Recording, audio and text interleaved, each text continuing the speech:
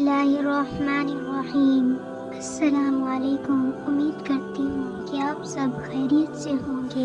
حضرت سیدنا جابر بن عبداللہ رضی اللہ تعالی عنہ سے روایت ہے کہ رسول اکرم نور مجسم صلی اللہ علیہ وآلہ وسلم کو تمام امور میں استخارہ تعلیم فرماتے ہیں، جیسے قرآن کی صورت تعلیم فرماتے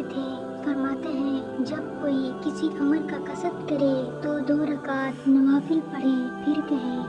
اے اللہ عز و جل، میں تیرے علم کے ساتھ تجھ سے خیر طلب کرتی ہوں اور تیرے قدرت کے ذریعے سے طلب قدرت کرتی ہوں اور تجھ سے تیرا فضل عظیم مانگتی ہوں، کیونکہ تو قدرت رکھتا ہے اور میں قدرت نہیں رکھتی، تو سب کچھ جانتا ہے اور میں نہیں جانتی، اور تو تمام پوشیدہ باتوں کو خوب جانتا ہے۔ اے اللہ، اگر تیرے علم میں یہ امر جس کا میں قصد و ارادہ رکھتی ہوں میرے دین و ایمان اور میری زندگی اور میرے انجام کار میں دنیا و آخرت میں میرے لیے بہتر ہے تو اس کو میرے لیے مقدر کر دے اور میرے لیے آسان کر دے، پھر اس میں میرے واسطے برکت کر دے۔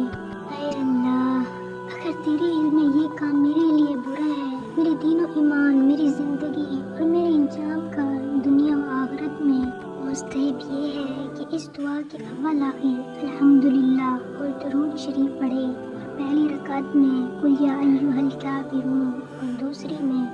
قل ھو اللہ احد پڑھے۔ بہتر یہ ہے کہ 7 بار استخارہ کرے کہ ایک حدیث میں ہے اے انس، جب تو کسی کام کا قصد کرے تو اپنے رب عز و جل سے اس میں 7 بار استخارہ کر، پھر نظر کر تیرے دل میں کیا گزرا کہ بے شک اسی میں خیر ہے۔